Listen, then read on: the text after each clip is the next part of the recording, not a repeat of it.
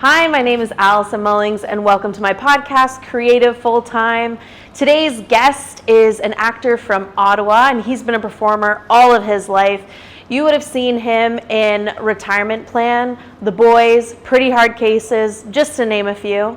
And today we're going to talk about the business side of the industry, networking. We're also going to talk about skills that he's added to his skill suitcase, like writing, directing, producing, and stunt work, and so much more. Today my guest is John Thomas Gauthier.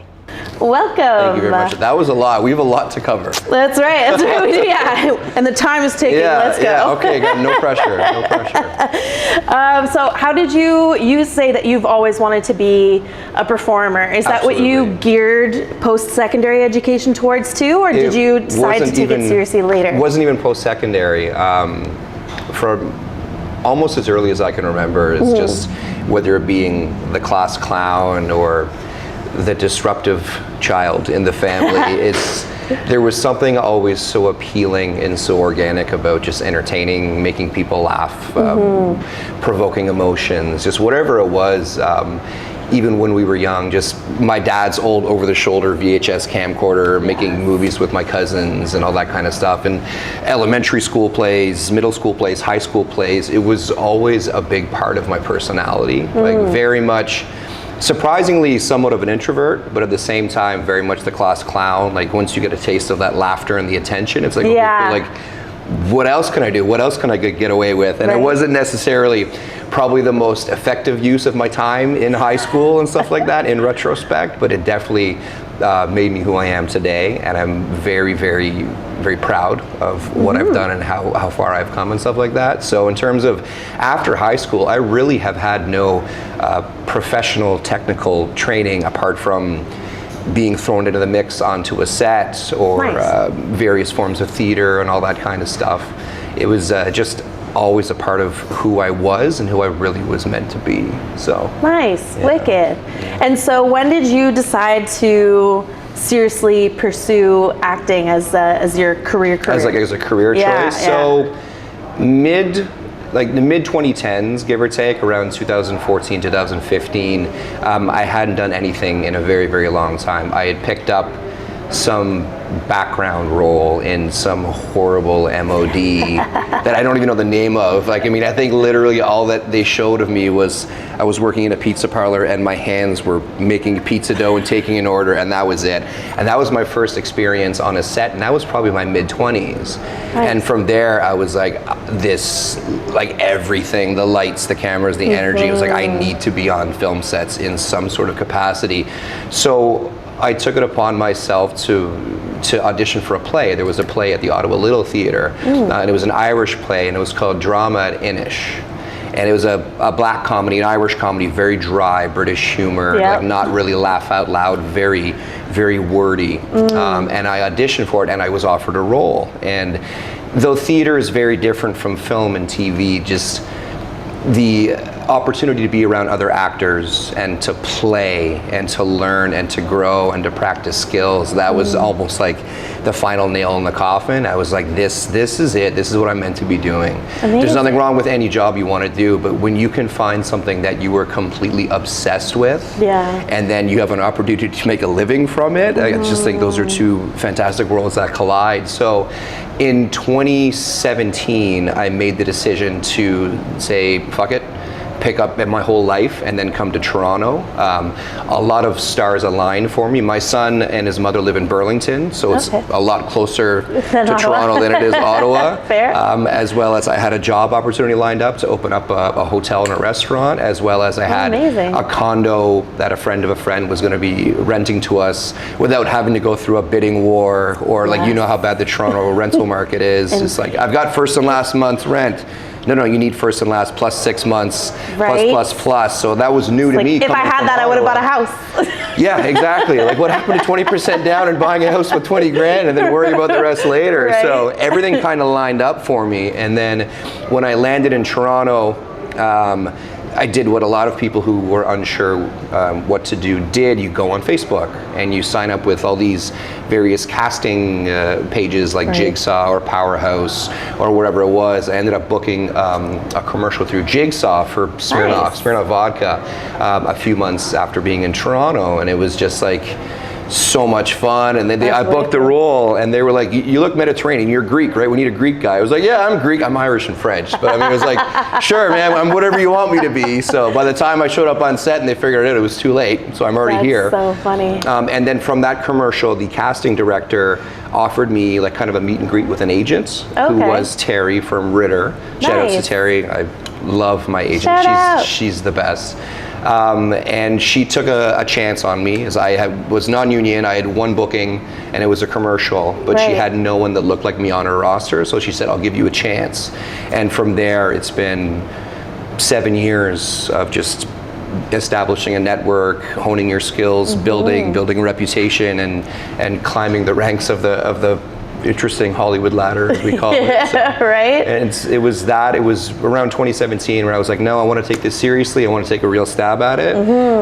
If I fail, I fail, but I don't want to be one of those people who's on their deathbed and is just like, I wish I would have tried this or that. It's like, I can't live my life like that. I had to at least try. So amazing. That's awesome. So since getting an agent, did you take classes, or you were confident learning on set? I've taken some audition classes. Once again, like, I'll be the first to admit, I have never taken any formal training. I really took a shine to the trial by fire as to throwing you on set. I didn't even know how to read a call sheet. Like, the first call sheet you get is weird. It didn't make any sense to me. Like, you look at your time and you're like, okay, cool, that's where I need to be there. It's like, no, that's when you need to be in hair and makeup.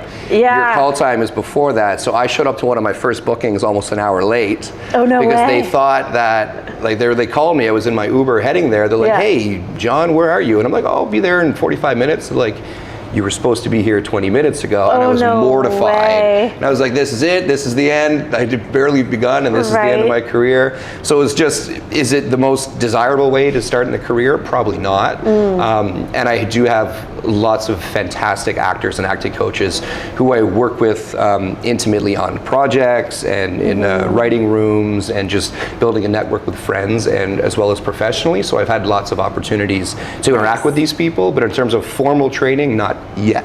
That's right. They don't go over call sheets and acting classes. Yeah, exactly. I feel like they should. The technical stuff, like, I didn't know anything. But yeah, that's nuts. That's cool though. I like that. I mean, a lot of people are afraid to like try and fail, right? So it's nice to just be like, yeah, I'll try it. That's a big part of who I am, especially. I mean, there is a moniker of confidence that I have in terms of, I know what I can bring in terms of a performer, and I mean, if that's not for you, that's fine. I mean, I can try something else. If that's not also for you, that's fine. Then I'm not your guy. I'm not your person. When it does come to a point, which it will, where I do feel that I need to pack in some more tools and learn some new skills and maybe a different approach to the craft, then yes, definitely I will be taking classes and stuff like that. But as of right now, I'm fairly confident in what I can bring to the table, and that will change. But as of right now, I'm okay. Nice, that's awesome. That's good. I like the confidence. Speaking of adding things to your skills bag, I think you said, I read an interview, and that you, during the pandemic, you started writing and producing, directing little short films. Had to. Yeah? We had to. I mean, I say we as an industry. I think it's so important for anyone involved in the film industry to have multiple skill sets. You have to have, like, say you're a carpenter, you can't just swing a hammer all day. Like, sometimes you need a saw, sometimes you need nails, there's different tools you need. So when the pandemic hit and my two industries shut down, acting and bartending, I mean, I had no income. Luckily for CERB and luckily for some savings, I was okay to get by, and I did have help from my parents, thank God.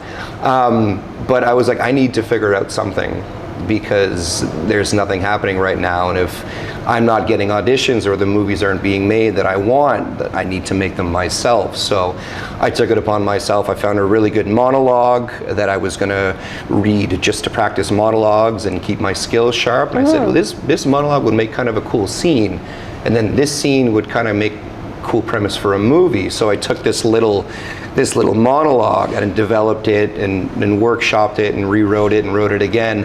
And then when we had that weird phase where restaurants were opening back up, but everyone was in glass boxes. Yeah. Like you sit 2 by 2, and then there was a plastic wall here and a plastic wall here.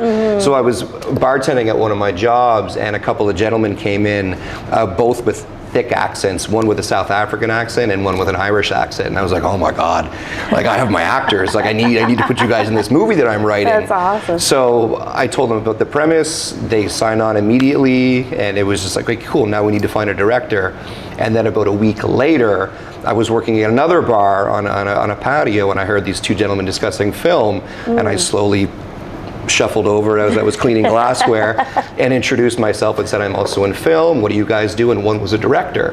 And he was a director for music videos, strictly, that was looking to branch out into short films and features. So I was like, I got a script, I got my actors, I need a director and I need equipment. So he's like, yeah, I got you. So That's amazing. It took so much time to develop, and then it happened so quick. And then we ended up making this really intense short film called Butterfly. It's available on YouTube if you search Mercenary. Link below. It's the director's name was Mercenary, and it's called Butterfly. So it's picture an interrogation scene gone wrong. Like it's pretty simple. I play the prisoner that's being interrogated, but there's something that's not quite right with the whole situation, and then the whole good cop bad cop thing kind of comes in. You've seen the trope before, but my favorite genre is thrillers. I love a good twist. I love a Shyamalan style switch at the end to kind of throw the audience on their heads. And so I've tried to provide something like that. And it was very well received internationally. We won a bunch of awards. But the most important thing I learned from the experience is moving forward, taking my wins and my lessons from the project. A lot of things I did worked, but a lot of things I did also did not work. And I learned from when you submit to festivals, like we love this, we love this, we love this, and then other festivals to say this was crap, this didn't work, this was a bad choice, this wasn't great. So with all the victories came a lot of harsh criticisms as well, so now I apply that in my future productions. So very recently I started formally my own production company.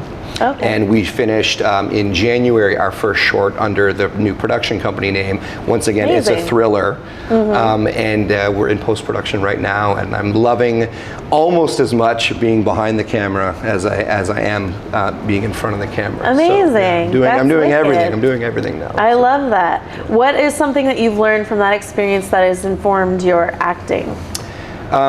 Definitely patience. Yeah? Patience. I mean, for a lot of times and a lot of experiences that most actors will have is that hurry up and wait. So you show up, you sit in your makeup chair, or you change into your costume, then you sit in your holding or trailer or whatever it is for hours and hours and hours. And a lot of times you're just like, what the hell is taking them so long?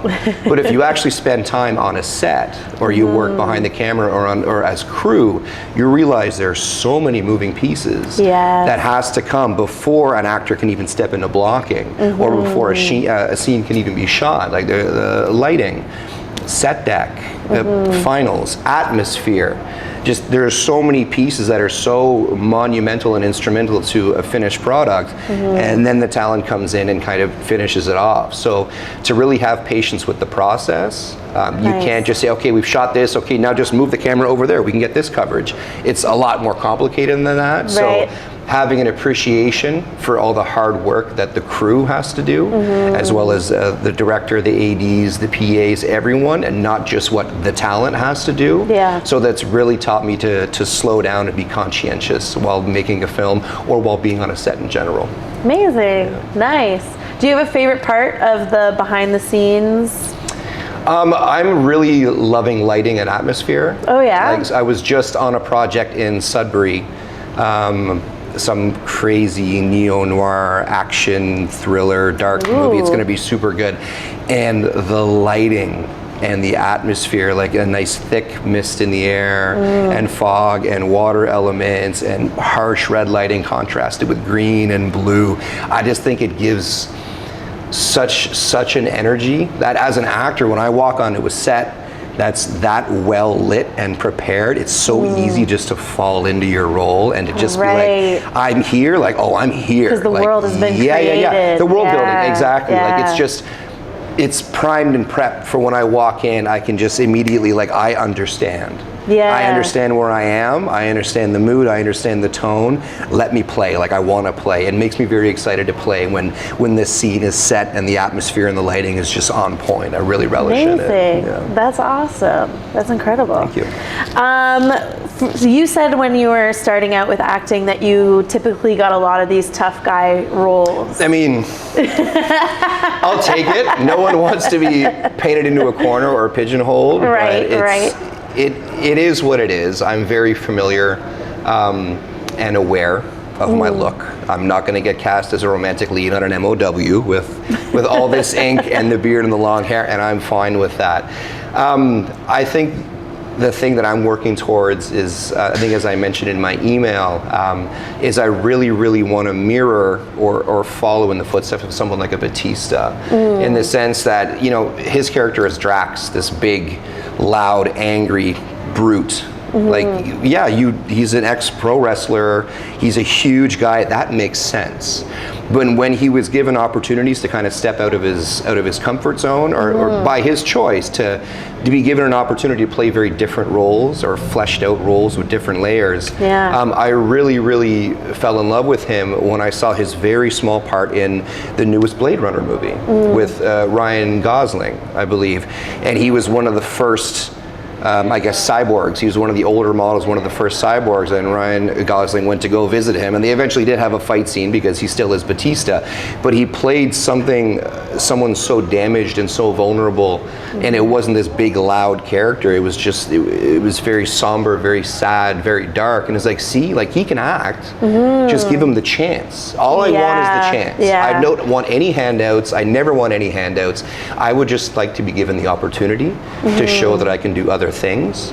And then another movie, it was a Shyamalan movie where Knock at the Door, Cabin in the Woods, whatever the newest one was. Right. And I did watch it. I mean, it wasn't Shyamalan's best work, but Bautista once again played this damaged, still physical, but damaged, almost sad character. So it's like, if you give someone like that who looks a certain way an opportunity to showcase their range, they may surprise you, and that's all that I want. I'm more than happy to play the tough guy. Like, I love it, I have fun, I've got the size, I've got the tattoos, I get it, I get it. I'm an easy choice or a safe bet for that stuff. But if I will be given the opportunity to walk in a room and show something different, like, that's what I'm really, really excited for. So, amazing, that's so cool. And you say you also want to dabble into comedy.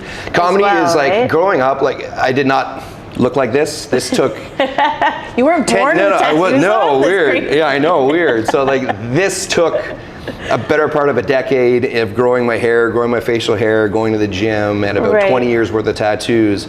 I was like the tall, skinny, awkward string bean kid with no facial hair and a faux hawk. Like, that was me, kind of awkward around girls, class clown. This, what you see before you is not who I am on the inside. So yeah, comedy is my first love. Like, I love comedy, I love slapstick. Growing up, Jim Carrey was my hero. Robin Williams, just addicted to the energy. Oh, they're so good. They're so good. Just addicted to the energy and the funniness and the ad-libbing and just the absolute chaos of comedy. That's really what my first passion is. I'll take all the paying gigs for all the tough guy stuff. Like, sure, we got to eat. But comedy is definitely my love. Wicked. So, that's so cool. I love that. I would love to see you do some comedy. Oh, I will. Absolutely. So did you have an agent in Ottawa before, or you just came to Toronto and you're like, we're going to start here? We're just going to start here. We're just going to, literally, it was a matter of picking up my entire life, leaving a very different person who I was back in Ottawa, and coming to Toronto and starting new in pretty much every aspect of my life. Nice. So, Wicked. Awesome. And you bartend as well? I've been bartending for 20-something years. Wicked. Absolutely, yeah. Wicked. And so how has that helped with acting? Do you like to pick characters from people? I was definitely, in some of my younger years when I was waiting tables, I would sometimes play a game where I would give a different table a different accent. Because A, to boost the tips, and B, to practice and give a show to entertain. But bartending, how that translates into acting, I think there's an ability to read a room. There's an ability to understand what energy you have to bring. Because as a bartender, you could literally have a full bar of people, and at one end there's a couple on a date.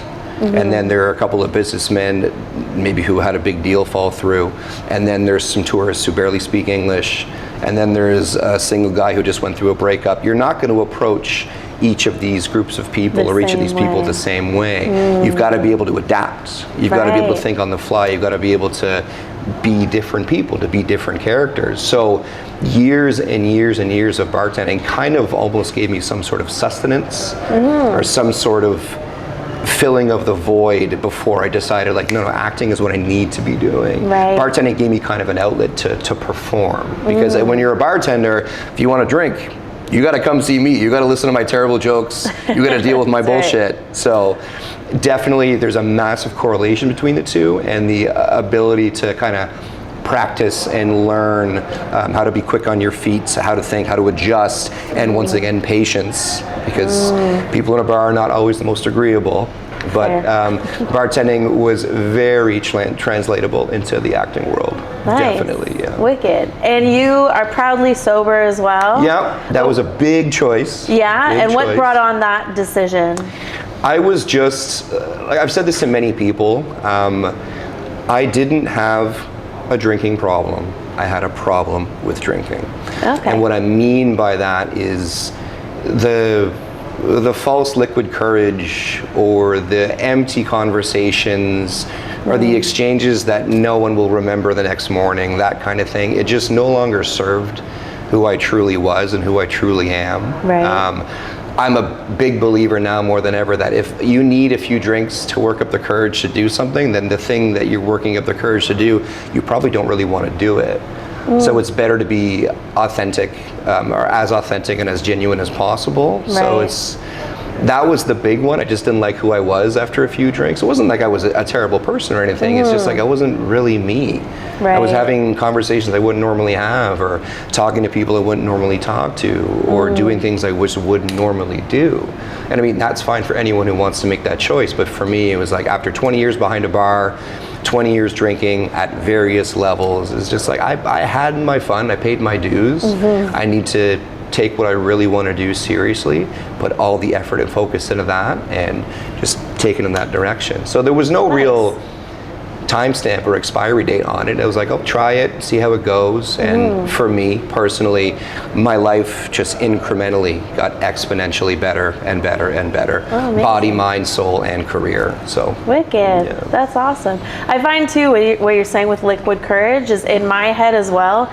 If I need the liquid courage to do that, then I don't even count it as me doing that. Yeah, it's not you. It's not you. Yeah. No, I totally get it. That's awesome. Well, good for you. Congratulations. Do you find it difficult being sober in such a heavily drinking country? A lot of everyone asks me that. Like, you're a bartender and you don't drink? It's like, I'm sure I could see how a lot of people it would be very taxing or very testing or very tempting.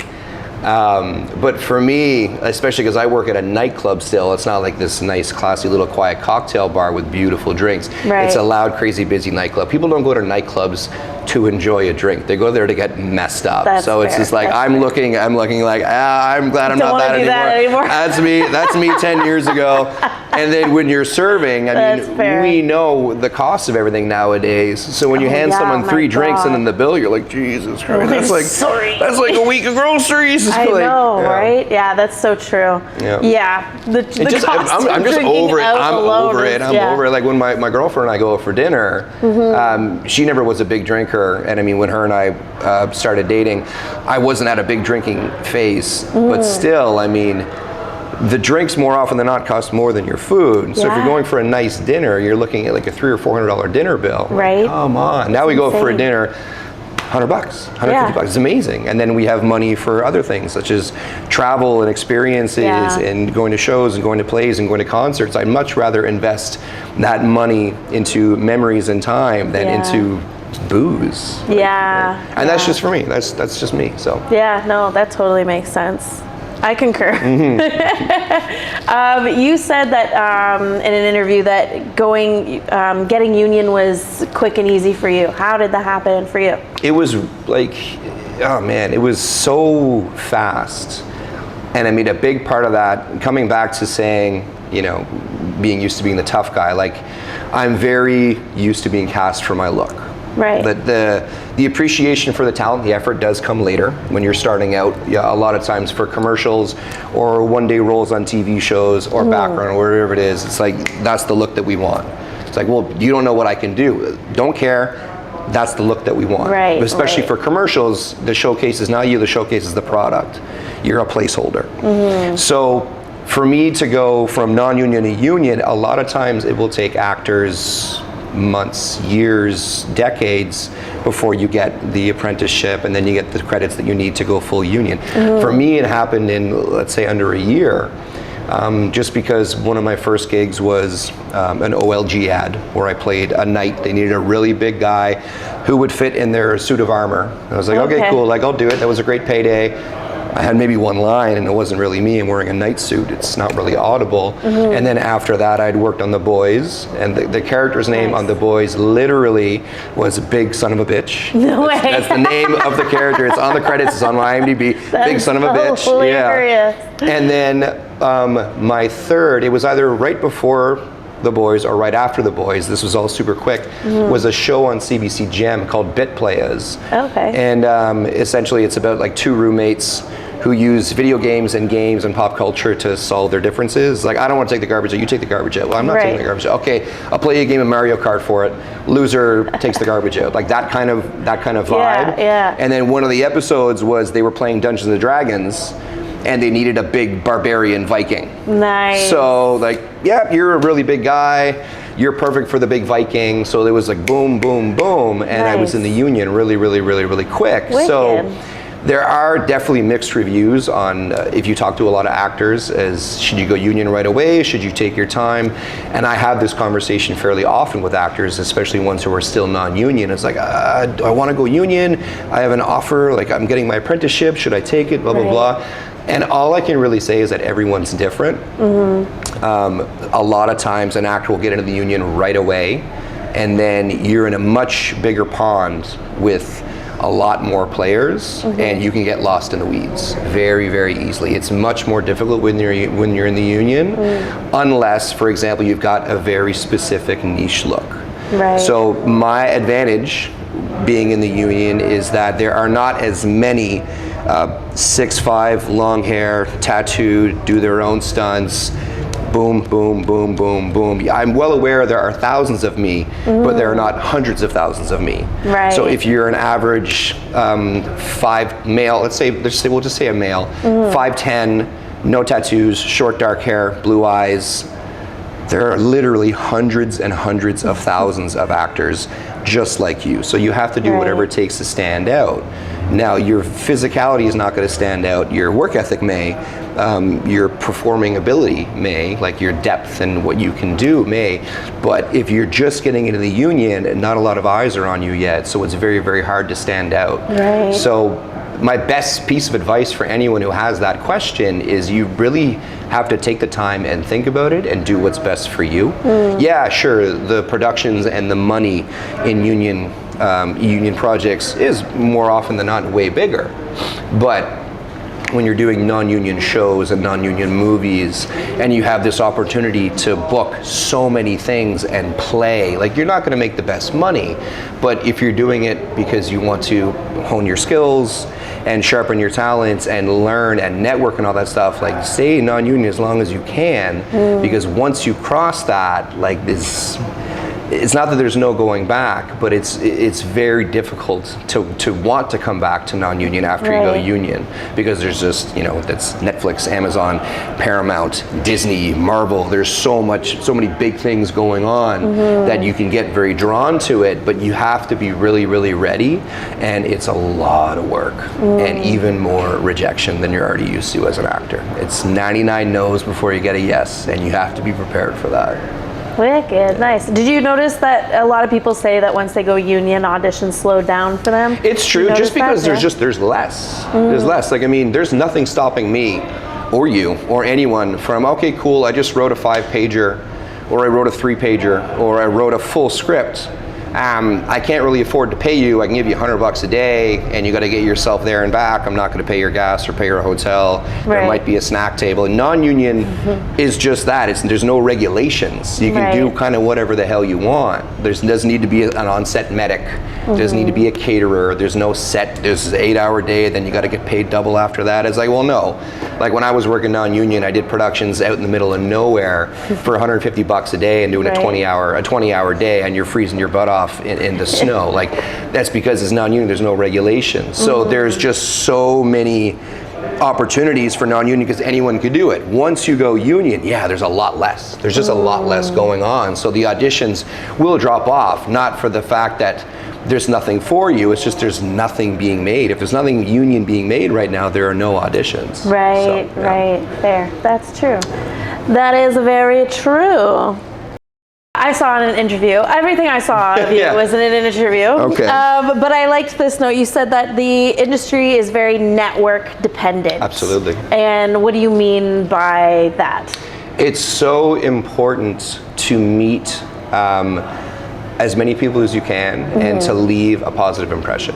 It's, like people are always going to ask, oh, you're an actor, or this, who have you worked with? What have you done? Who do you know? Like nepotism is very much alive and well in the industry. And if you're not going to TIFF events or these little tiny small film festivals or writers' rooms or creative spaces or even hotels and restaurants that actors and filmmakers frequent, you're not really utilizing to the best of your ability your network. I think it's so important. And I mean, me as extroverted as I may seem, I'm very much the kind of person where if I'm not working or I'm not at set, I just want to sit at home. I want to stay at home with my dog. I just want to relax.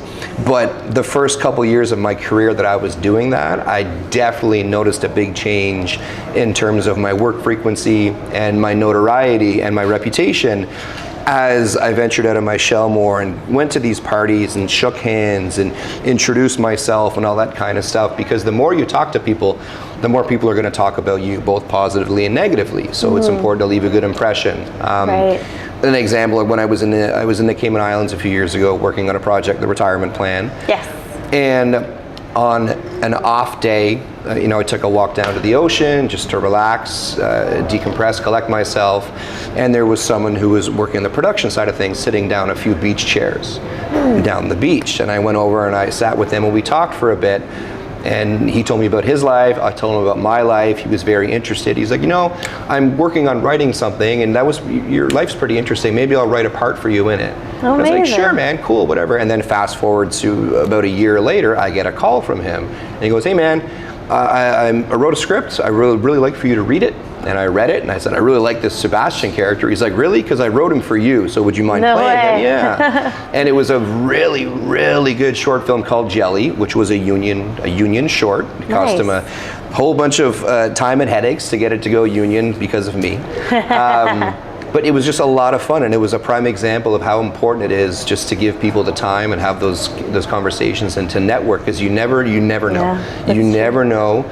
Not even when you're going to be able to get something from someone down the line, but when you can give someone something down the line with these networks and these relationships and these friendships. It's always important to be in the mix, if you will. Right. Okay.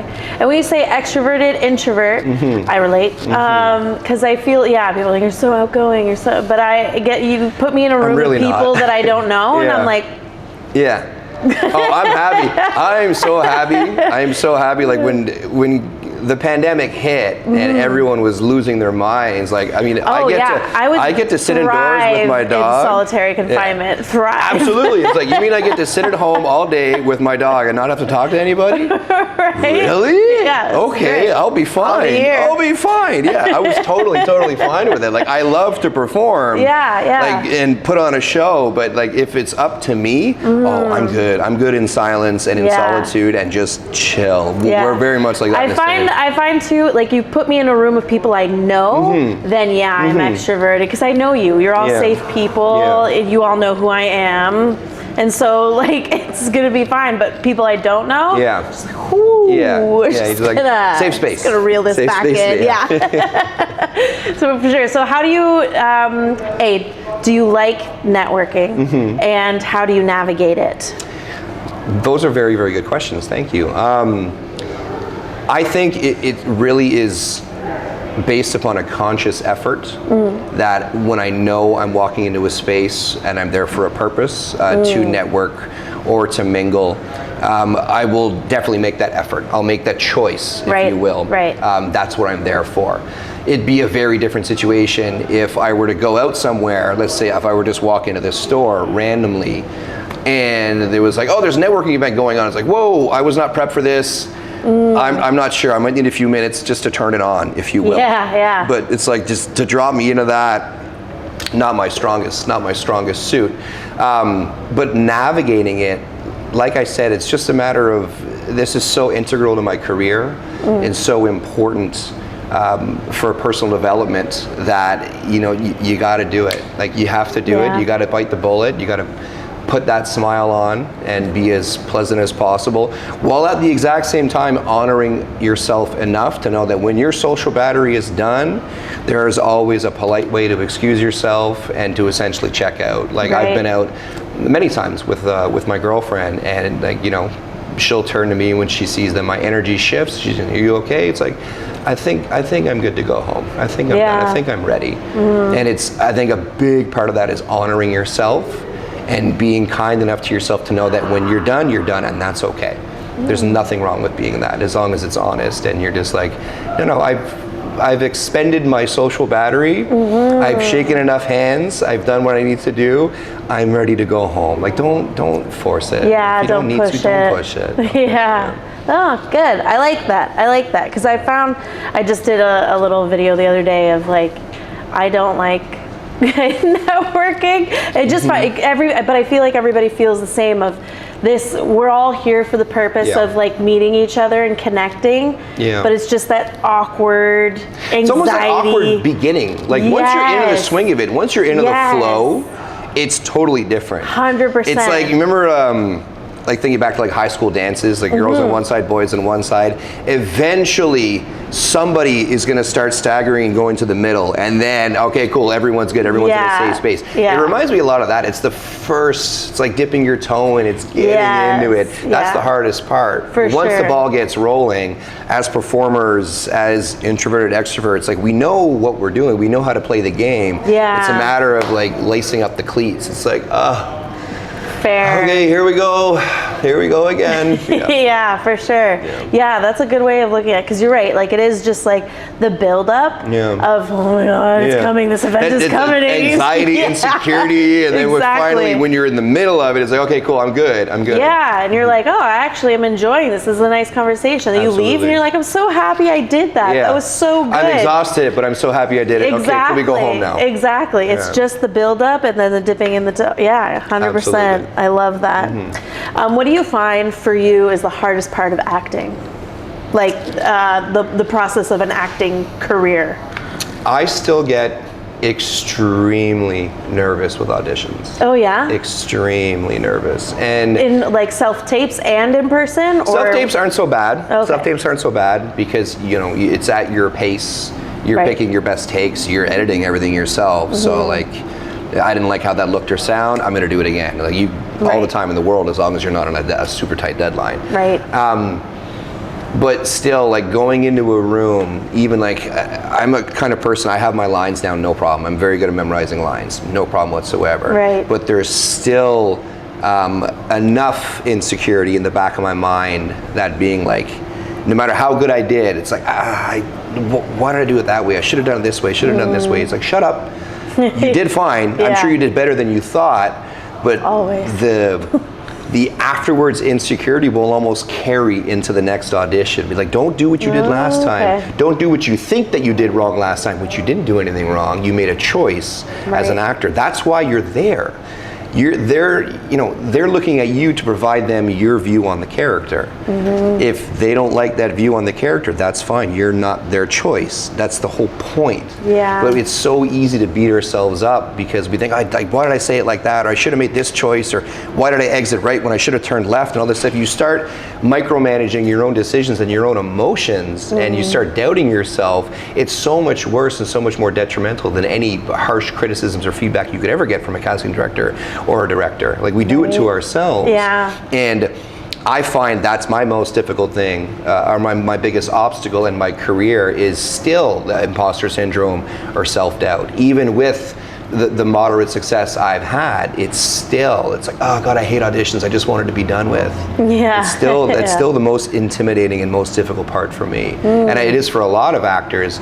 And I find it so interesting to know that we are so confident in our abilities, but all of a sudden when you hear it's like, you're being tested, by the way, it's like, oh, yeah, that's shit. so true. Yeah. I want to do good. I want to do good. It's like, you want to play well. You don't necessarily want it. What is good? Yeah. Like, what is, like, how do you quantify good? Right. Like, you're performing as you see fit. Yeah. That should be enough for you, but we beat ourselves up. So Yeah. I'm very much guilty of that. Fair. That's so true. I like how you put that, of like when it's a test, because you're right. I could perform monologues and self-tapes and whatever all day and feel fine and good about it. But as soon as someone's like, hey, I'm going to judge you on this. Yeah. Like, I got to do good. I got to do so good. I'm the worst actor in the world. Right? Yeah. I better blow them away with this Oscar performance. One right take, now. first time, no issues. I'm going to kill it, or I'm terrible. Word for word, or it's done. Yeah, exactly. Yeah. It's like, that's not much pressure at all on yourself. Right? I know. It's so silly. And you're right. I find even with self-tapes, the ones that I'm like, oh my God, okay, cut, let's start this again. I'll watch them back and I'm like, why did I cut? That was such a good day. Nothing wrong with that at all. So now I have a rule of no cutting. I like that. Just let it roll. It's like a 15-minute cut, and then you're like, okay, I'll pick and choose what I want from it. Exactly. I'll try that. I'm going to try that. Because I always find that self-tapes, I'll be like, okay, that one was really good. And I'll do another one, and I'll be like, oh, you know what, I'm going to just start over. Like, I'll just stop myself halfway through. I'm like, I'm going to start from the beginning. I don't like how that felt or whatever. And I'll watch it back, and it was so freaking good. Well, it's so organic. It was real. You're like, I'm not acting, I'm doing. And it's just like, I should have kept that one. Exactly. So now I have a no cutting. I like no that. Cutting I'm going to rule. try that. Absolutely. Oh, follow-up question to getting nervous for auditions. Do you get nervous on set as well, or is it just the auditioning? It's so funny. It reminds me a lot of my theater days. I'd be so nervous right up until you step on stage, and then it's just click. Yeah. It's just this switch. Yes. And I find it's very similar for me on sets. Like, I mean, I could be in my trailer reading the sides, which I have memorized, by the way, no problem, backwards, forwards, other people's lines, I've got it. But there's just this, like, I don't want to mess up, I want to hit it. And then even when you're doing your blocking, you're just like, okay, cool. Okay, so camera 2 is there, that's camera 1. I want to make sure I line up this shoulder so I'm not blocking this. You start micromanaging and micro-thinking, and you're like, this is how I'm going to do it. And then, sound speeding, action, and then it just goes away. It just goes, it's so hard to explain, but it goes away. It's almost like you're not even there anymore. I wouldn't call it jumping into a pool. Yeah. Kind of. You're submerged. You're just completely immersed in it. Absolutely. And then cut, and then you kind of come back out of it. You're like, what happened? Where am I? Where am I? Right? But absolutely. It's not as bad or not as nerve-wracking as theater, obviously, because you can't be like, line, cut. Like, you're there. So it's not as bad. And the really, really funny thing that I really try and remind myself of every time I'm on a set is that even the top dogs, man, woman, anything in between, even the top dogs duff their lines or mess things up. Like when I was on a show about 6 weeks ago, it was with 2 Hollywood alumni, like an A-lister and like an ex-A-lister. And I'm sitting there and we're doing our scene and they're duffing their lines, like 4, 5, 6 takes. And I'm like, in my head, I'm like, even these people, the creme de la creme, mess up once in a while and come down hard on themselves and get mad, not at anyone around, but get mad at themselves and snap, like, I know this, like, God damn it, I know this, why am I duffing it? So it's just, if they are not immortal, why the hell do I expect immortality and perfection? Thing? Yeah, like, they don't know, not everything is a one take. And I'm consistently reminded every set that I'm on that everyone makes mistakes and that it's okay. Yes. It's okay. Yeah. Like, film is not finite. They're just not going to keep that take. Exactly. Or they'll take or like the blooper part reel. that was good. Yeah. Or blooper reel it. Like, it's the amount of pressure that actors put on themselves to get it right. That's not how film works. Right. And to still see like alumni, elite, top of the level, top of the game, duff a simple line because they're human. Remember that. Remember that. You're human, so are they. So it's fine, and I think it's so important to be reminded of that constantly. Nobody's perfect. Everyone messes up, and that's fine. Wicked. If anyone can take anything from anything I say, it's messing up is okay. Everybody does it. It's fine.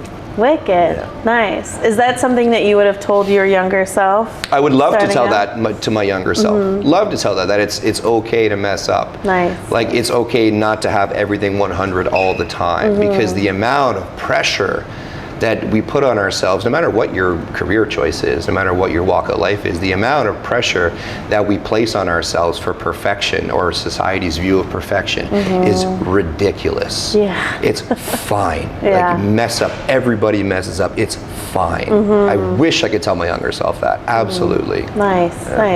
And do you have any exercises or anything you try to tell yourself when you do get nervous for auditions?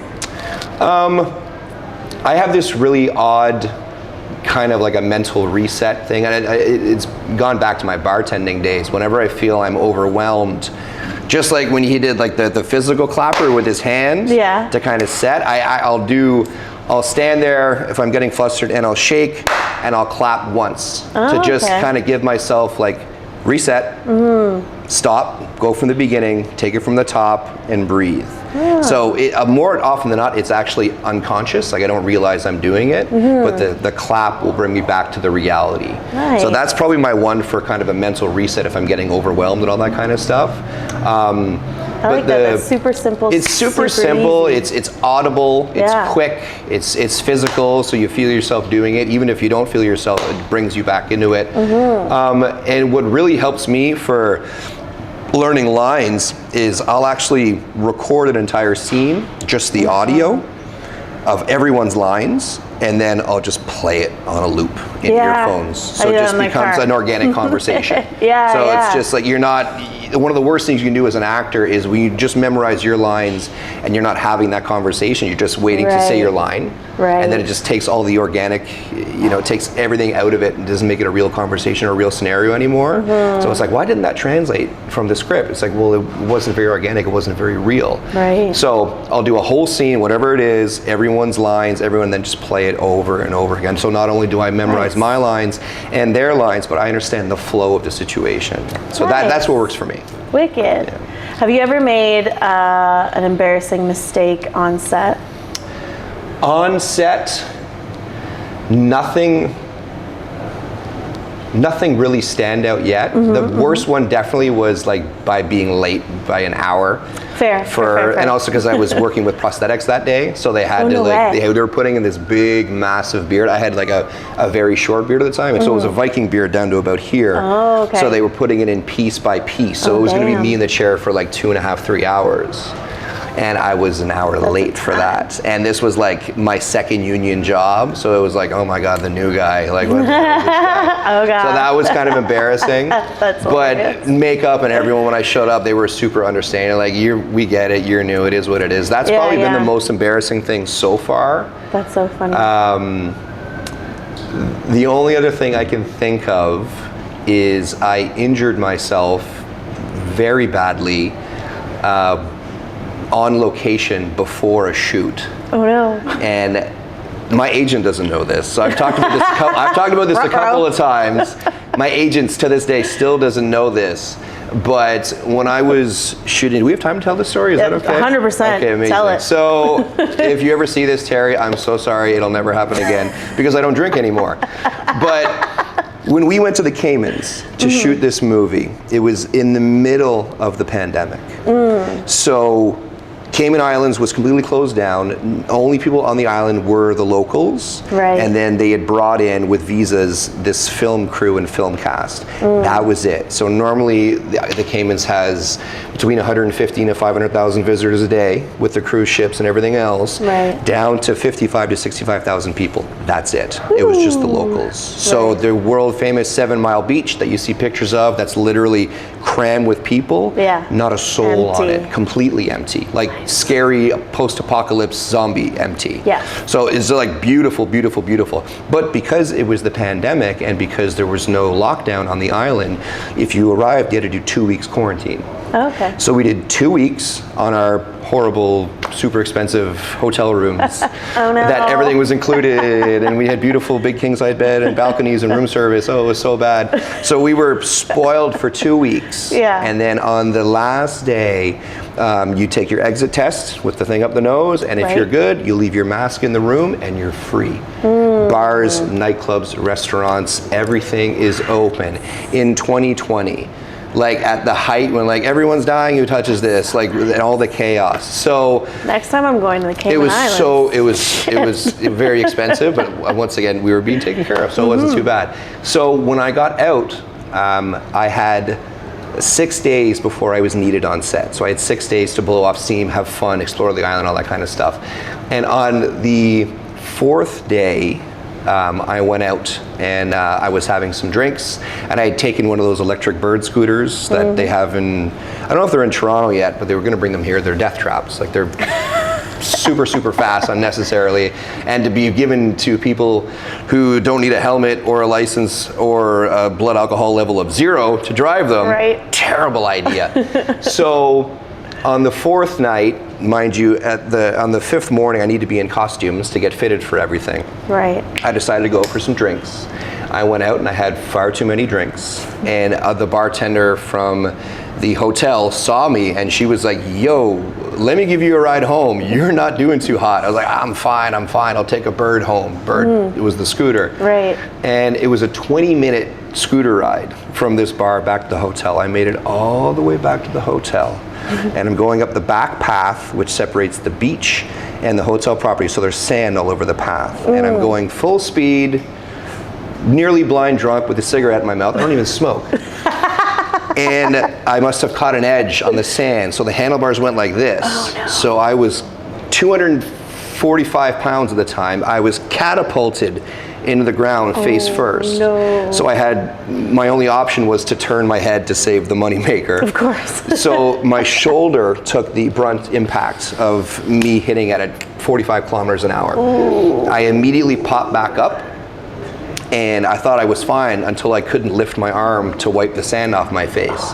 So I dislocated my shoulder. No way. Yeah. So I was still in shock. So I was like, I need to pop this in right now. This is not good. Did you just do it yourself? Yeah.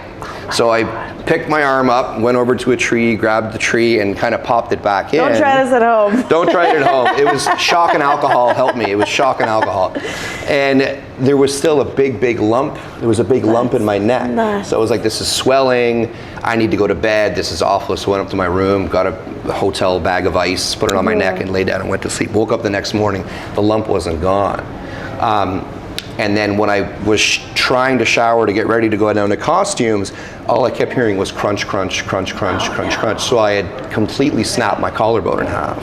No way. Yeah, so I fashioned a sling out of exercise bands that I had brought to stay in shape while I was in the hotel room for 2 weeks. Right. Fashioned a sling, went down to my transport, and everyone was like, what happened to you? I was like, I wiped on a bird scooter. Everyone had been crashing on them because everyone was from Toronto and not used to things being open. One of our makeup girls broke her foot. Oh, one of the my guys had goodness. broken his knee or twisted his knee. So the injuries in these things were not unheard of. That's So I go to my hilarious. costume fitting. So for 2 hours, I'm trying to put my arms out for them to get shirts on me and stuff, hiding tears.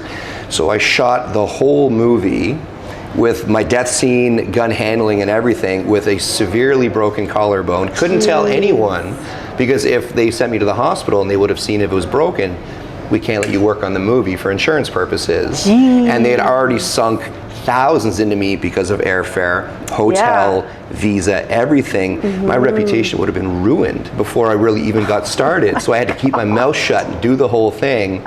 So then when I got home to Canada, it had been 23 days since I was there for 42. It had been 23 days since I broke my collarbone. I dropped my bag after my night in the, you had to do like quarantine hotel when you got back. So I stayed only one night, luckily. And then I dropped my bag at home, went to Emerge. They got the x-rays. They were like, when did this happen? I said 23 days ago. They're like, well, we can't do anything about it now. The bone's already refused. It's just fused crooked. So I was like, okay, what are my options? They were like, well, we can cut you open, re-break it, and then you start back at ground zero, or you can just leave it. And I was like, just leave it. So funny. And incidentally, oh my God, that was my strike one for never drinking booze again. Yeah. That was my strike one. I had two other incidents between, over the next year and a half, 2 years, that I was like, I'm done. But you're like, never mind. I'm totally done. Clearly we don't totally have the same feelings for each other. This is not working. This isn't working for me. So that's hilarious. Yeah, so that's my big story. So in terms of embarrassment, like, it wasn't on set, but it was right before set. That's hilarious. I love that. I'm so happy you told that thank God story. my pain threshold was high, because it was no kidding. For the first week, everything was just crunch, crunch, crunch, crunch, crunch, crunch, because everything was shifting and moving. It was so bad. It was so bad. It was really bad. That's nuts. Yeah. And no. Oh, it's still like that's supposed to be straight. It's still not. Yeah, it's still just like. Yeah. That's hilarious. That's so funny. I was not expecting that story. It's a great story. Most people were not expecting that. They were like, and you shot the movie. It's like, I had to shoot it. Like, they're going to kick me out. I would be in so much trouble. Out thousands of dollars. My agent would have kicked me to the curb. Like, you're an idiot. There was no way I'm not doing this. So. And now it's like, he'll do anything with absolutely. Exactly. What like stunts, pain, no problem. And we know you can do it. That's hilarious. I was going to ask about stunts. Did you were you just on set and you're like, yeah, I can do that? Or did you take some stunts? Definitely no, it was definitely fake it, one of those fake it till you make it situations. Nice. They're like, can you fall on the ground? You're like, Literally, that was pretty much my first one. No way. I had worked on a show. I've never seen it. I have no idea if they finished it. What's it called? The Unexplained. It was with William Shatner. Unexplained. Okay. So it was like a reenactment show. Yes. So the episode that I did was called The Big Muddy Monster. So essentially, it was like a Sasquatch story out of one of the mid-states. So, and I was playing the Sasquatch. Nice. So they were like, when I had auditioned for this, because it wasn't speaking, it was a prosthetics, I was wearing a suit the whole time. Right. They were like, you've worked with crash doors, right? I was like, absolutely. I was like, Google crash doors. Like, no idea what you're talking Google? about. Yeah, exactly. I was like, no idea what you're talking about. So I was like, yeah, I'm fine. I'll be fine. Okay, cool. You're hired. So I show up, and it's a massive Sasquatch suit with these massive feet. Like, obviously it's a Bigfoot. Right. So I wear size 12, size 13s. These are probably size 20 with the extensions on it. Nice. Huge, big flip-flop feet. And they're like, okay, so the stunt is there are cops surrounding you in the barn, because the Sasquatch is hiding in a barn. And what you have to do is, the shot is going to be you break out of the barn door, like you bust through this door, land, and take off into the woods. You got it? I said, yeah, no problem. It's like running with flippers on. Yeah. So the first take was, I didn't know how thick the wood was on a crash door. I didn't know what a crash door was. I thought it was made of real wood. So when they said action, I took off full speed, sprinting at this barn door. And when I hit it, I was like, I'm gonna hit this. So I dropped to put my shoulder into it, because I expected some resistance. It was like, those model airplanes that you build when you're a kid that are made of foam? Yeah. It might as well have been made out of that, because I hit this thing and it provided no resistance whatsoever. So I tripped with my big foot on the foot of on the baseboard of the door. This poor door exploded into splinters. I went flying, landed on my chest, knocked the wind out of me. One of the Bigfoot gloves went flying off. And then I struggled to get up to my feet with one glove, wheezing, and then ran off into the woods. Director goes, cut. Well, we can't use that one. So I'm like, okay, like I'm good. They're like, okay, we've got one more. It wasn't a big budget show. And we've got one more door. We have one more door. So what we're gonna need you to do is run at it maybe half speed. Make sure you jump through, land flat, and then take off into the woods. I was like, okay, so the pressure I felt, I was like, I can't mess this up again. And after that horrible mishap, which they saw because they showed me the footage, like it was the camera was looking up at the door and all you see is a blur. You just like, you're supposed to see the Bigfoot come through and run up. It was just a brown blur. It was so bad.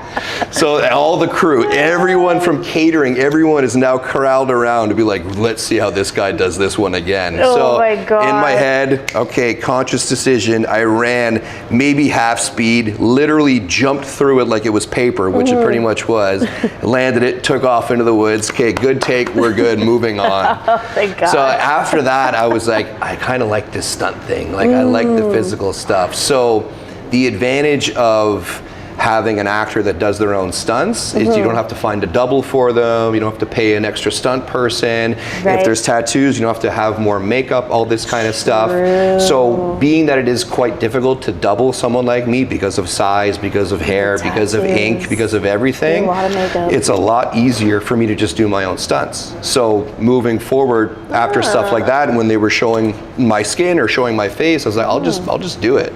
Wicked. Like if I need to learn how to do something, I'll learn it.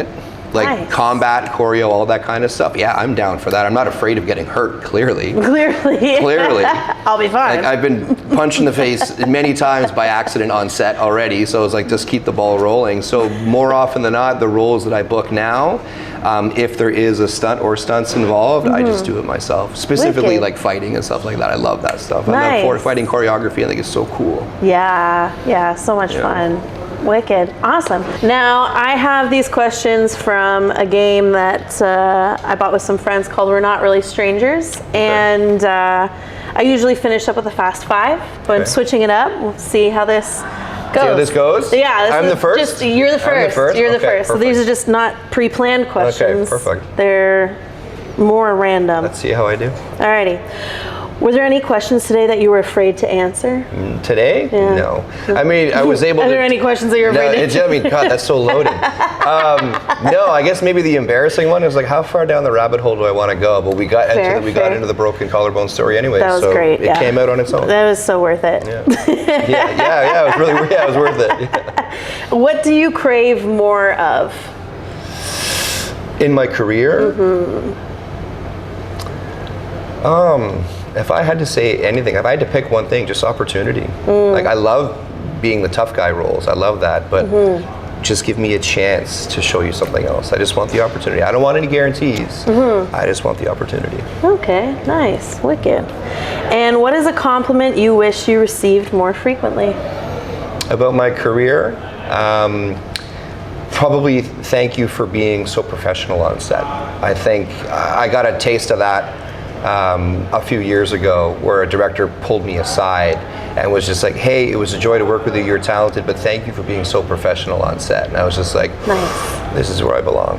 Nice. Yeah, absolutely. Wicked. I pride myself on that. We're here to have fun, but this is a job. A lot of people, are here working at the exact same time. Right. We're meant to be taking this with amount of severity and a big moniker of respect. So I pride myself on my professionalism on set. Nice. Yeah. Wicked. And one last one from just pulling out of my brain. Here we go. What is one of the hardest lessons you've had to learn in this acting journey? Rejection is normal. That's the big ones. Like when I said earlier, it's 99 no's before you get a yes. A lot of you younger actors, not an age but an experience, a lot of you younger actors are going to be experiencing so much rejection. It's part of it. Everyone experiences it. It's a big part of it. It's rite of passage, really. So many. Like if I had to ballpark it, let's ballpark it at 130 auditions. I've booked 20. Okay. And that's a really good record. That's a Right. very good record. So prepare for a lot of rejection. Okay, wicked, nice.